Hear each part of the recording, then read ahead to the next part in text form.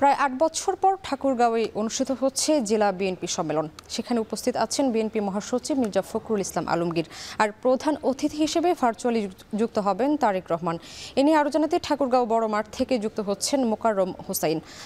মোকাররম, জানাবেন সম্মেলন ঘিরে নেতাকর্মীদের উপস্থিতি কেমন দেখছেন?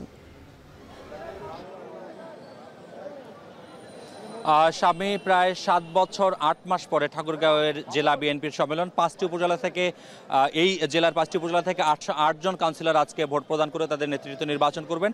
সম্মেলন ঘিরে একেবারেই সাজ রব যেটিকে বলা হয় সেটি ঠাকুরগাঁয়ের পথে প্রান্তরলিতেগুলিতে এই মুহূর্তে আমরা দেখতে পাচ্ছি। নেতাকর্মীদের যাদের সঙ্গে কথা হচ্ছে তারা বলছেন যে 1.5 দশকে পতিত আওয়ামী লীগ সরকারের শাসনামলে তারা একত্রিত হতে পারেননি। একত্রিত হতে না পারার কারণে তাদের যে সাংগঠনিক যে ব্যাপারগুলো সেগুলো তারা ভালোভাবে করতে পারেননি, যার ফলশ্রুতিতে আজকের এই সম্মেলন কেবলমাত্র একটি সম্মেলন নয়, তাদের কাছে একটি মহামিলনের ব্যাপারও বটে। একই সঙ্গে তারা বলছেন আজকের এই সম্মেলনে যেহেতু দলের ভারপ্রাপ্ত চেয়ারম্যান তারেক রহমান বক্তব্য রাখবেন, সেই হিসেবে এই আজকের বক্তব্য কেবলমাত্র সম্মেলন ঘিরেই নয়, তারা এই বক্তব্যকে আগামী নির্বাচনের যে নেতাকর্মীদের উদ্দেশ্যে যে দিক নির্দেশনা সেটিকে আসলে দিক নির্দেশনা হিসেবেই নেবেন, যার কারণে তারা আরও বেশি উৎসবমুখর পরিবেশে মুখে আছেন ভারপ্রাপ্ত চেয়ারম্যানের বক্তব্য শুনবার জন্য। একই সঙ্গে আমি জানিয়ে রাখি, এখানে প্রায় যেদিন আসলে তফসিল ঘোষণা করা হয় তারপরে 5টি পদের বিপরীতে 11 জন মনোনয়নপত্র সংগ্রহ করেছিলেন। তবে আমরা জানতে পেরেছি আজকে শুধুমাত্র সাধারণ সম্পাদক পদ ব্যতীত বাকি সব পদের মনোনয়ন প্রত্যাশীরা তাদের মনোনয়ন প্রত্যাহার করেছেন। তারা বলছেন যে বিএনপির মহাসচিব মির্জা ফখরুল ইসলাম আলমগীর যাকে বিএনপির জন্য এখানে যোগ্য মনে করবেন তাকেই দায়িত্ব দিবেন, তার সম্মানে তারা তাদের যে পদের প্রত্যাশা সেটি থেকে তারা সরে এসেছেন। একই সঙ্গে কেবলমাত্র সাধারণ সম্পাদক পদের জন্য যে 4 জন লড়ছেন সেই 4 জনের পদের বিপরীতেই আজকে গোপন ব্যালটে কাউন্সিলররা ভোট প্রদান করবেন।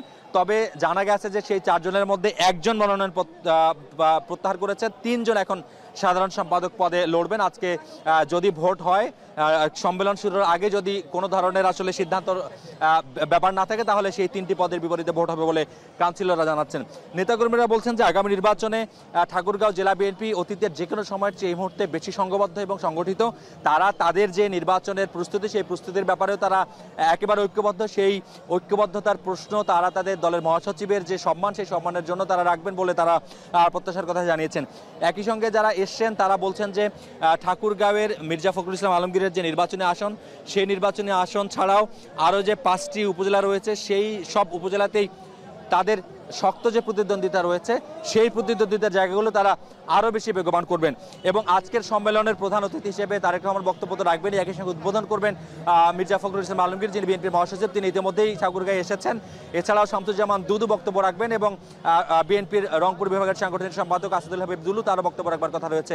সম্মেলন চলবে, পরের সংবাদে আমরা আপডেট জানাতে পারবো। এই ছিল এই মুহূর্তে ঠাকুরগাঁও জেলা বিএনপির সম্মেলন ঘিরে সবশেষ খবর। শাম্মী। জেলা বিএনপির সম্মেলন নিয়ে ঠাকুরগাঁও থেকে যুক্ত হয়েছিলেন সহকর্মী মোকাররম হোসাইন।